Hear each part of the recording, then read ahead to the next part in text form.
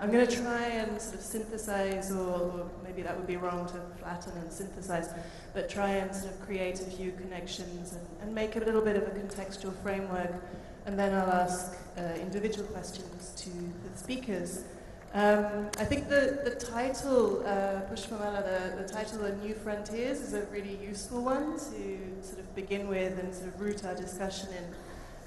Not sure if we need the article there, I mean, but we're thinking about the plural of new frontiers. And a first point would be the question of the newness, and I think each of the three presentations has really disputed this newness. We saw, first of all, that although there's this sort of view that AI is creating fabricated realities, that actually that's something that we've been witnessing for as long as there have been representational techniques, let's say. So there's nothing new in the sort of misuse of representation. Then we've also seen the history of cell theory, the history since the sort of 17th century of microscopic technologies for beginning to image that which was never visible until that point. And then we've also seen this sort of disputation of this, or a kind of post-digital, which isn't simply a temporal, as you made very clear.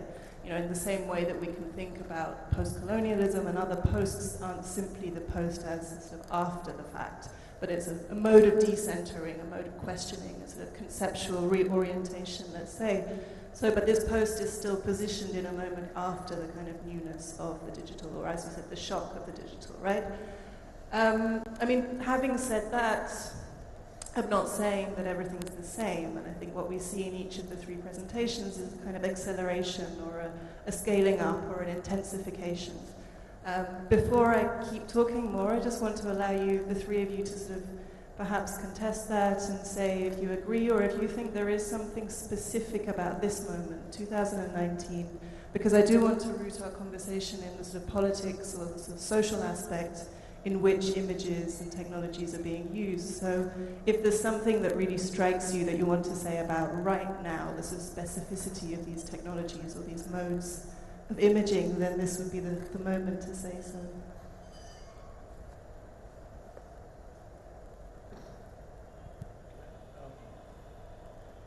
Hello? Yeah. Perhaps I didn't make it clear, but what we're witnessing now in the imaging technology of the sub-diffraction limited measurements are somehow in many ways similar to what we're seeing at the other scale, which is that of the gravitational wave imaging. I mean, it's in some sense of the same scale and the same impact on our understanding of the universe from the gravitational wave perspective, and the insights and the functionings of living systems from the perspective of resolution. So the point that Christophe brought up, the resolution of these methods have just gone, completely out of scale. Something that perhaps 10 or 15 years ago we would not have imagined. So there is in 2019, we are at a very distinct place in technological understanding of resolution. So that, that said, I don't know what that means in terms of our understanding of the world around us. I mean, that's a different dialogue. For me, actually, the interesting thing about 2019 or this moment or 2017, I must say, since I like to call it peak AI. Just a lot of utter nonsense out there, just in terms of what AI is and what AI isn't. And it's been very new, I'd argue, in the last 2 to 3 years, and the kind of noise we're seeing around this. And for me, this moment is really important because a lot of conversation around everything that I spoke about is always about us versus them. And we're already having a conversation about it as something else, right? And for me, it's a lot of angst, for a lack of a better word, because we're barely getting started here. We don't understand it. We don't We don't know how our reality is going to change. Simple applications are going to change. How we're going to receive or be at the receiving end of what AI impacts. We're barely getting started seeing what that's going to look like. And for me, this moment is a really important one, because if we don't approach this the right way, both as creators as well as people that consume it, I barely even touched upon the ethics of the whole. I didn't even go down that path in the conversation today, but it's extremely important, both on the side of the creator, but also on the side of people that are like basically on the consumption side, to not approach this as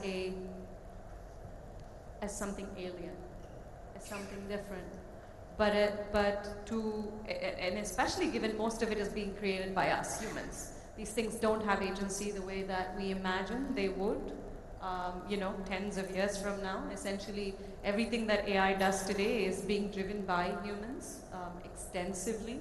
And so we should really be sitting up and asking ourselves, what are we feeding AI? I mean, and there are all these articles about, AI did this and AI did that. No, AI didn't do anything. We had people that created these things that behaved a certain way, and I think this moment in time is extremely important, because if we don't change that narrative, if we don't change the way we think about this, it's going to be, I think it's not going to be good. So it's going to be very important for us to very consciously craft the narrative, consciously think about what we mean when we say AI did this, right? And really look at ourselves and our society and ask ourselves, what have we been doing for the last thousands of years? And what is essentially what we're building a mere reflection of who we've been all along. Yeah, I think that's really important to add. Yeah, so I recently, not recently, but a couple of years ago, I wrote an article called 1995, the day the future started, which is not a phrase that I coined, but I'm more kind of skeptical towards these kind of attempts at, categorizing where we are now or where we will go, so on. Like, it's kind of clear, hopefully, from my presentation. But I think that, well, let's say, in terms of talking about the visual, there are some different kind of shifts that we might need to consider. I think maybe you will talk about that in your presentation. Like we've seen the shift towards the visual becoming kind of the primary evidential realm. Like also the work of Susan Schuppli, for example, as an artist, talks about how witnessing has become something which is like from the point of view of the oral is totally discredited, and the visual has kind of taken over as the evidence, the evidential, and the human experience is kind of pushed away. But I think what we're seeing today is like a further shift towards the effective power of images. All these things have been there to various degrees throughout history, of course. It's not something new, but I think it's something that we need to really try to grapple today. It's like how images can be, in a way, whatever you would like them to be, according to your political opinion or ideological kind of persuasion. The whole kind of sphere of meme culture online and the manipulation of images, which is not per se bad, I'm not saying that, but it kind of entails a new malleability of the image that poses, I think, fundamental challenges to these institutions of truth and representation and law and the state that some of us like to believe in. So, thanks. That's something I want to come back to in more sort of individualized questions around. We had this morning that the questioning of whether the image is always political or not, and I think we also have to think about more broadly than the image, because I think actually what your presentation showed us is a sort of expansion of the notion of what we mean by the image as well.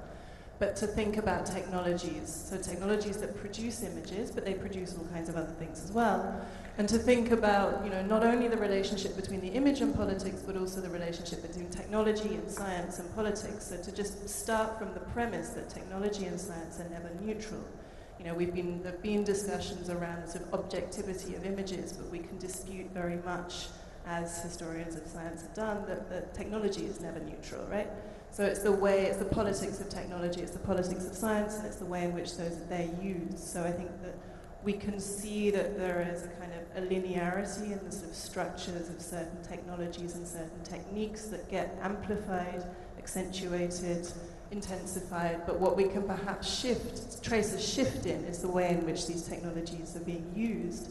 But at the same time, I think, Ashwini, what you were saying about this kind of tendency to use AI as an alibi, it's a really useful scapegoat, right? And what we need, and as you said, we need to take into account the way in which actually we've been doing all of these things for for thousands of years.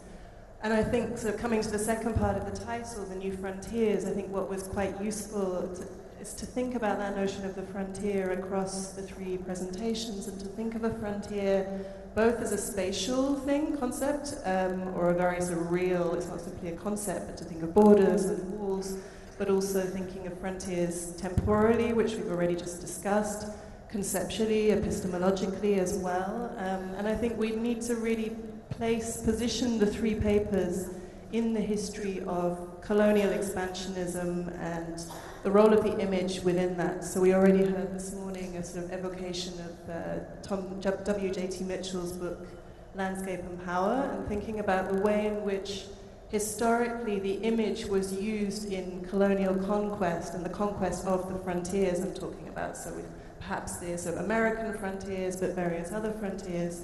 The role of the image in that. So you can think about the colonial worldview. You have the colonizers' way of seeing the world. We can call it colonial vision, kind of colonial smokescreen. And then you have the colonizers' way of representing the world. And what is interesting in that case, from the sort of beginnings of colonization, is that that representation isn't a representation of a reality. It's a portrayal of the way in which the colonizer sees that supposed reality. And we see in the context of landscape painting, for instance, the way in which the land is supposedly devoid of culture. So it's sort of portrayed as this empty space. That's the legal category of terra nullius. So this space that doesn't have a culture inhabiting it, therefore one's justified to conquer it and to steal that land. And the role of the image is really important there. But I think what we can see is the way that hand in hand with colonial expansion, you had the natural sciences, you have botany, you have zoology, you have all forms of taxonomy which are premised upon the visual as well. So these forms of taxonomized, classifying life are feeding into precisely the sort of racial, gendered discriminations that we're seeing that are being used in AI, for instance. And it's precisely those discriminations that we see at the beginning of the sort of colonial conquest that the use of AI is now being used as an alibi, saying, no, actually we don't do that, it's the machine. Whereas actually there's a history in terms of the production of images and these sort of imaginaries, these very discriminatory, nationalistic, xenophobic imaginaries which are created through the image. And what was interesting with the cell biology and sort of visioning of that is that we see in a way that the human body becomes this new space of terra nullius. This is something that Vandana Shiva's spoken about, the way in which, you can look at the history of the commons, so we can think about forests or land in India that's stolen by the state.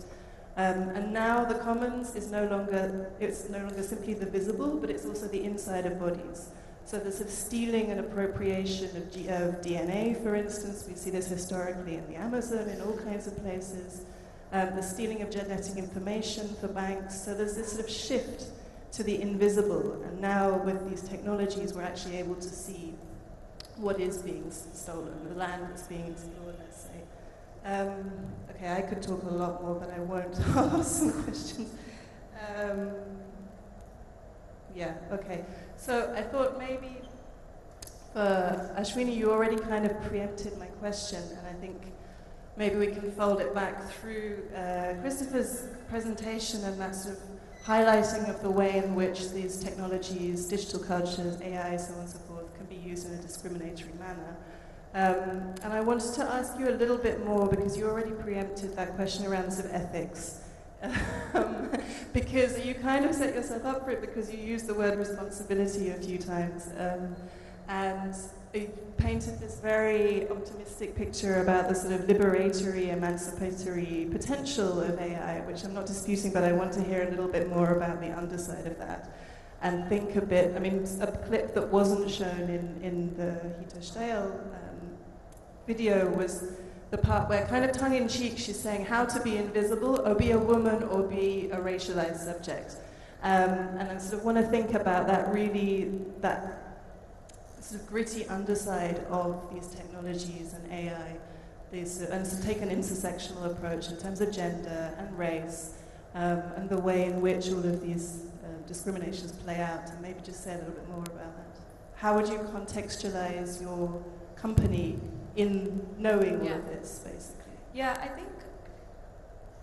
I don't think I was necessarily trying to come across as being optimistic at all. I think in terms of, I'd say optimism is actually not necessarily the word that I use at all to describe kind of the future in any way. But it was more to suggest that the alibi point that you were making, I thought was almost exactly that, right?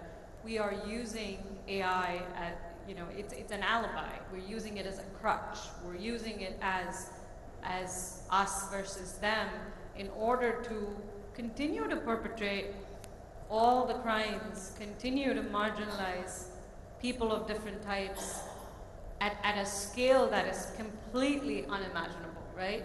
And then saying, well, that's AI, right? And that's kind of where I was headed, is that, reality, the way we know it, we're so easily, all of us believe that, oh my God, AI is evil. And I remember about 4 years ago, I gave a talk called Brains, Bots, and Bullshit. And the entire focus of that talk was that, hey, there's so much hype around AI, and everybody's constantly talking about AI as though AI has arrived. For especially the last 3 years, if you take any media, any reporting on the topic of AI, it's been so much hype. There's always a robot, there's red eyes, it's always everything evil, right? And it's so unfair in so many ways, because you're like, what AI? These things don't have any agency today. They don't have any personality other than that of what the creator has essentially coded and in a very highly structured form into this AI that you have. But we're trying to get away scot-free, right? And I think much of that, so it wasn't so much about saying that things are going to be liberating, but it's more saying, hey, these agents are going to be around us tens of years from now, and they are going to have agency of certain kinds, and essentially at the end of the day, we got to sit up and ask ourselves, where did they learn that from?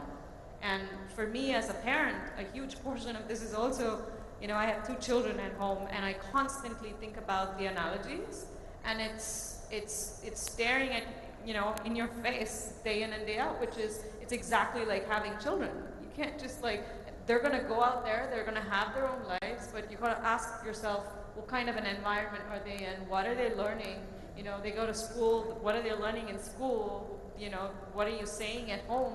And it's almost exactly the same thing for us when it comes to AI, right? And you can't just sit back and say, AI did this, AI did that, and essentially that was pretty much, I'd say, the summary of where I was headed with my talk, that it wasn't so much that things are going to be great in the future, but to say that, hey, if you start treating them as, other agents that live among us, and they are, it is going to be that way tens of years from now, but it's not that way today, and you have an opportunity to influence this trajectory in a very meaningful way, in a very thoughtful way, so we can try to undo some of the things that we have done ourselves thousands of years, But unfortunately for us, I'd argue that most of the companies, most of the people that are creating AI are large corporations with a lot of money. Here, we're living in a world of Alexa and, Echo and hello Google. I mean, that's the world we live in, and that's,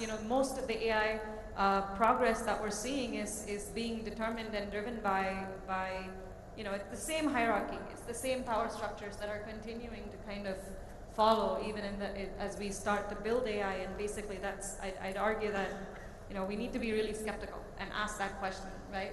Well, who's the human behind that?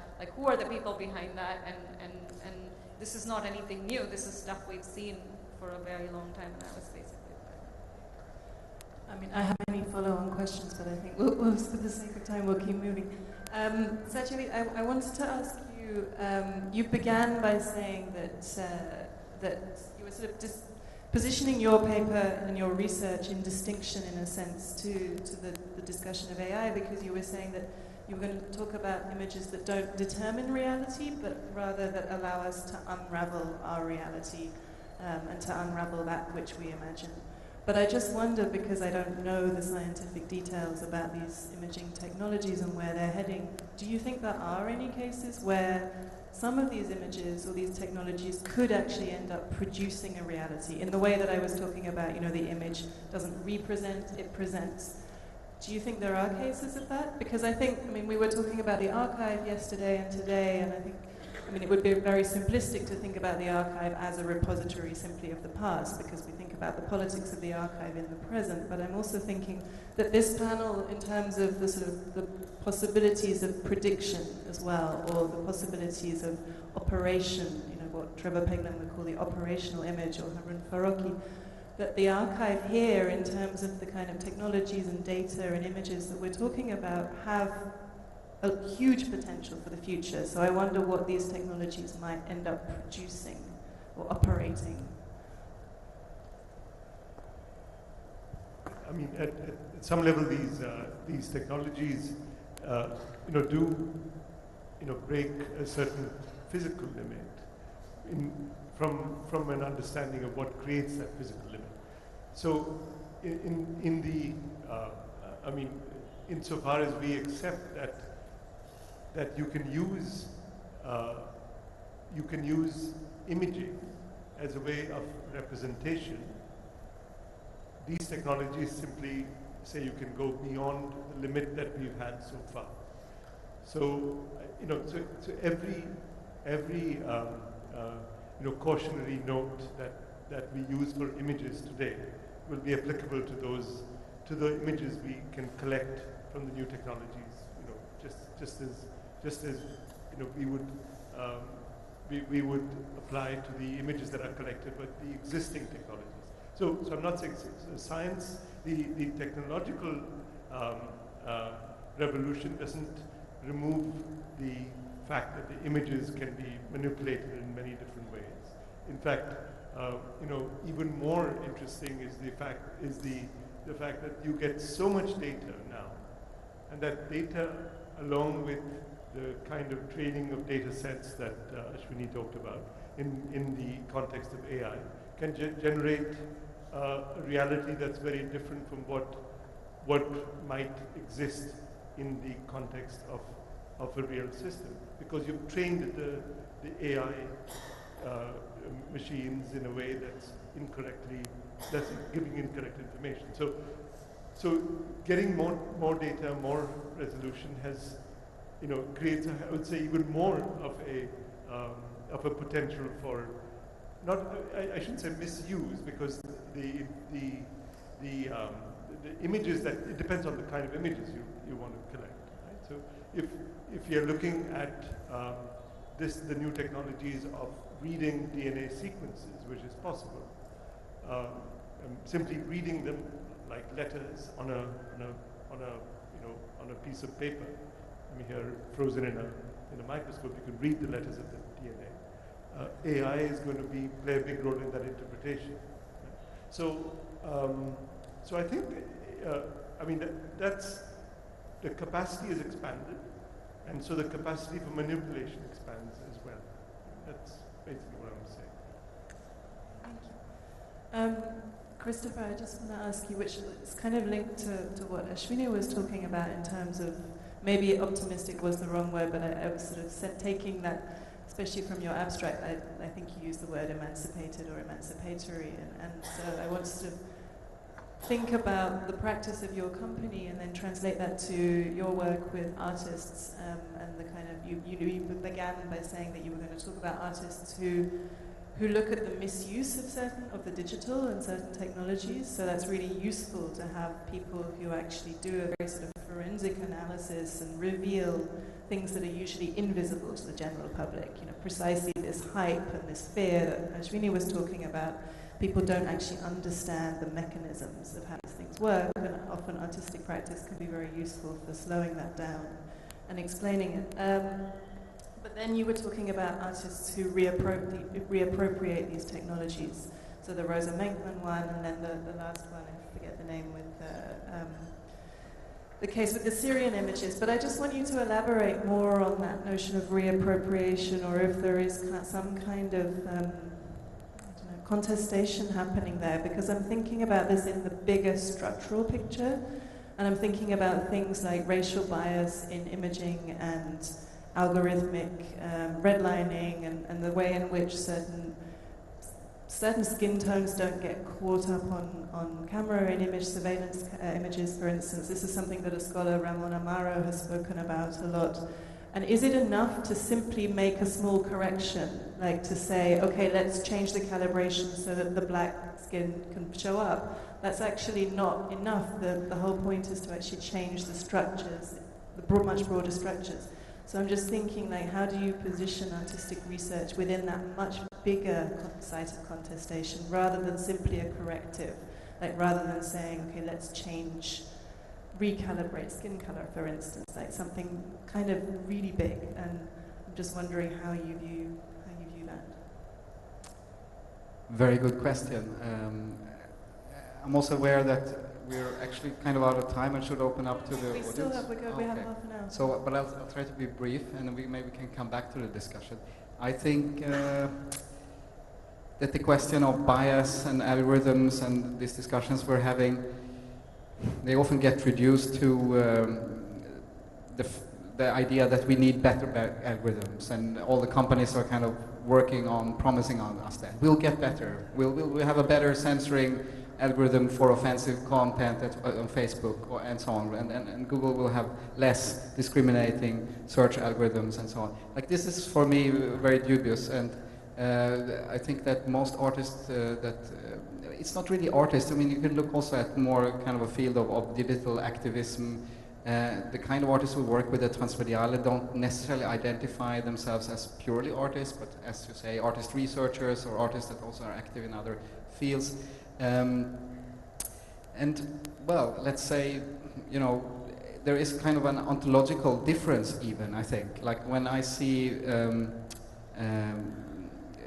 the kind of research imperatives that goes into some of the products that you were talking about, I think actually it's like this idea that the reality is a kind of a total flow of possibly perceptive things that we cannot fully perceive, but it's just like an enormous data set out there waiting to be studied, is in itself highly, highly problematic. And it's kind of opposed to everything that has to do with culture and arts, as, in a way, always biased. And that's not necessarily a bad thing, but we need to understand kind of where things are coming from. And I guess that's some of the work that you're also pointing to, admittedly, in your presentation. So yeah, I'll leave it at that. Thanks. Thank you. Do we have questions from the audience? We'll maybe take 3. So I saw 1, 2, and then back. Yeah, and then we'll take rounds of 3. Or hang on, are there others? Okay, we'll do 3 at a time. Otherwise, we'll sort of lose track of questions. Oh, I think. Okay, fine. I don't know whether this question is connected, but since you're talking about images, I'm asking if there is a blind person and we are donating eye of a human being, if you donate an eye of a tiger or elephant to a human being, will you get the same image of a human being which we ordinarily see? We'll do 3 at a time.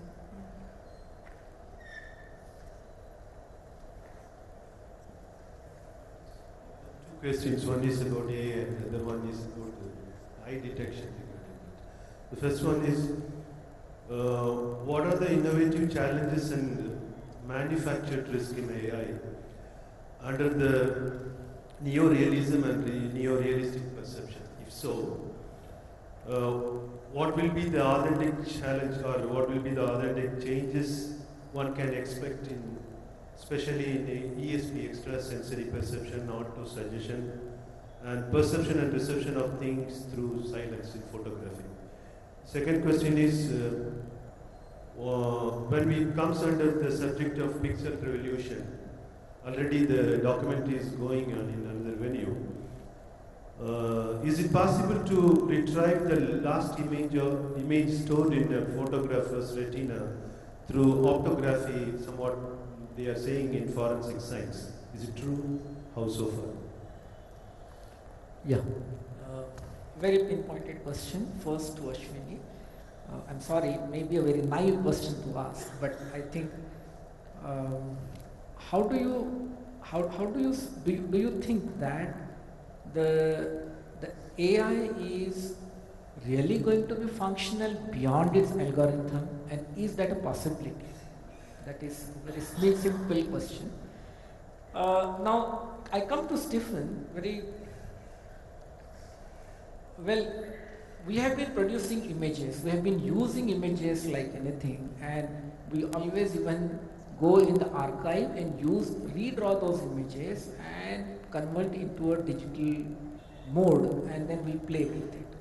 Now, having said that, do you see that the mechanical and artistic ability, I mean, how do you judge this mechanical and artistic ability then to use computational into aesthetic domain of visuality to recreate suggestive, imaginative realities as a part of interpreter? So I think what we'll do is whoever wants to respond to, because none of these were directly addressed, right? I can take the question about the tiger's eye and the question about the photographer's retina. Well, you know, insofar as the tiger's eye has the same physical sensory capacity, which I believe it doesn't have the same spectrum decoding information in the eye itself, in the retina itself. So the world will look very different if you have a tiger's eye instead of your eye. But that's a physical explanation. But on the other hand, the image in the brain doesn't just form from what's in the retina. There's a lot of information that serves to come out from the stored memories that informs the kind of image that we produce in order for us to see the world. So that intersection is going to, of course, modulate what happens if you have an eye from a different species implanted in your brain, instead of your own eye. Well, I mean, people have done experiments where they've taken eyes from cats and put them into other animals, and the perception of the other animal is not that of a cat's perception. So, but it's not its own either. So there's some interplay that's happening with the physical information in the brain and with what information comes from the brain of the animal that perceives that information. And in the context of this photographer's eye, I'm absolutely sure that cannot happen. But I know I saw that documentary, but I'm afraid I don't agree with it. The veracity of the documentary this morning. The veracity of the image, I don't know. I think I'll take your question on whether I do believe AI is going to happen the way that we've been imagining for as long as we've imagined. I do believe that it's going to happen, but I'm not going to give you, so this is part of, let me put it this way, this is part of conversations I've had with my co-founder and now partner for like 19 years, where his answer would be a highly, it would be all about the brain and why he does believe that scientists around the world have been trying to recreate the brain in many different forms, starting from the cat brain to that of a fruit fly, to, and these efforts have been going on for decades now. So yes, and there's been incredible progress. My answer would be slightly different than what he would probably say at this point, in that I actually think that so much of what seems like wishful thinking around this ideal notion of AI as being another species that actually lives amongst us, many different types, not just one, right? Also, so much of that story is about lived experiences. What separates us from, a piece of algorithm, a piece of code that we write at the end of the day is that we've taken time to grow as humans. We've been babies. We've not learned through labels. Like one of the biggest problems that I have, and Anand and I talk about this all the time, is so much of machine learning today is about showing a machine like an image, putting a label on it, and then saying, cow, cow, cow, cow, like 5 millionth cow, 7 millionth cow, right? Cow on a side, cow straight, cow at an angle, black cow, white cow. Like at the end, but that's not how we humans learn. We don't learn from labels. We learn through context. We learn by living life, going through different types of experiences, and that's really how growth and intelligence happens. We're conditioned by so many different things. And the reason it feels like that's kind of far-fetched with AI right now is because we're solving some much more basic problems right now, right? We're at a very, very, what we have now is not even AI. It's almost not right to call it AI because exactly like he mentioned, it's just statistics at this point for the most part. And, and trial and experiment, right? There's a lot of experiments going on with training AI to, a set of algorithms to work a certain way, and then you put them out there. I don't know how many of you were familiar with this Microsoft Tay. You remember Tay that came out? And it was basically this, a simple piece of algorithm that was written up, and they gave her a name. And again, this whole, the politics of gender and AI is something I'll save for another day. As somebody who personally deals with a lot of issues around gender, I think I'll save that. But that little AI agent became so problematic because they wrote this piece of code and they gave this thing a name called Tay, and then they made Tay basically go out on the internet and just watch Twitter, okay? And they didn't control her at all, and they let her learn everything from, what people were talking about on Twitter, and basically set her and launched her, right? Without actually thinking at all. And she went postal, basically, on media. She started abusing people, screaming. She was just simply mirroring all the data, basically where the data. It also, I think it was a fantastic experiment in a way, because it essentially showed you what kind of a platform Twitter really was, which was, a highly abusive if you really think about it in a particular way. So no, I don't think we're there right now, but we will get there, and I truly believe we will get there, just purely looking at the science and the progress that we've had, and the idea that today we're dealing with some very, very basic problems of machine learning, right? We've finally figured out how to cram enough power into our silicon chips to do a very basic set of computations at this point, so which is why it feels so archaic today. But it's a question of time. I truly believe it's a question of time, and if anything, I think the one thing that we need to be extremely cognizant about is who is the creator, right? And for me personally, I'd argue one of the biggest problems with AI is today it's all men, and and as a result, I believe that a lot of the AI being created is through the eyes of the male. I can take that on a tangent, but I'm not going to it. But yes, I do believe that we will get there someday. Yeah, well, actually, I think that where AI and this machine learning and so on becomes interesting from a cultural and artistic point of view is exactly in those gaps where things like Microsoft Tay happens. Or maybe you are familiar with a very kind of funny internet meme where there are images. I wanted to show in my presentation, but I didn't have time. Images of muffins and Chihuahua dogs. And these muffins and Chihuahua dogs look deceptively alike.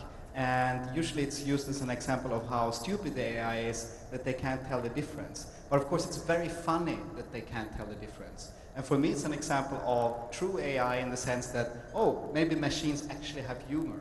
If we fix this problem, it won't be able to not do this distinction anymore, and we don't also have the joke. We don't also have the obvious cultural analogical kind of problems of, hey, and basically I think, I'm sorry to say, I think AI is a huge red herring in terms of ever being able to, emulate, like somehow the complete human cultural experience that we don't have any definition for in the first place, not to speak about intelligence as such. So there is a particular model of intelligence that's being put forward, and it's completely compliant also with the kind of a capitalist development that I think it's a self-fulfilling prophecy. We will have AI, we will have machine learning, it will get ever advanced, but that's the self-fulfilling prophecy of capitalist technological development itself. It's already true, it's already here. What we need is more education. We need actually more digital literacy to be able to have a broader, actually public and cultural understanding of what these things already do. That's my kind of actually a heartfelt message in this topic. Yeah, I think that's what I was getting at in the question about this, the role of the arts. It's broader, it's culture, as you were saying.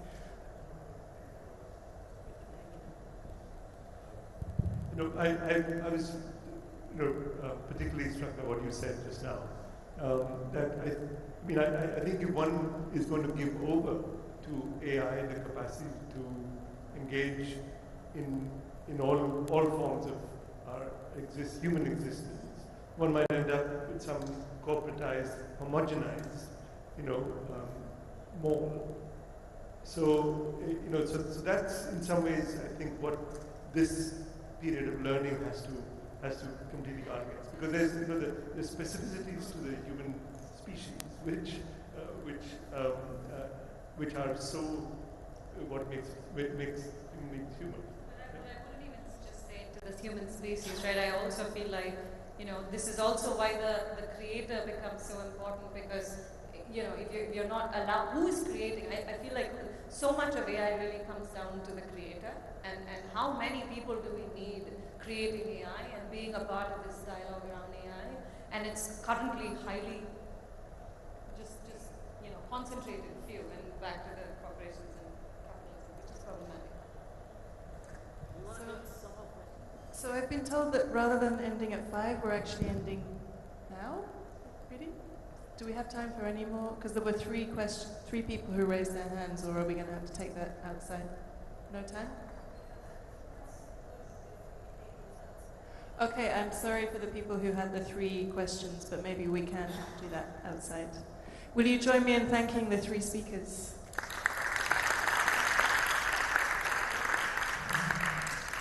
The speakers here today, thank you to our audience for being with us. We will be waiting to see you again tomorrow, same time, 10 a.m.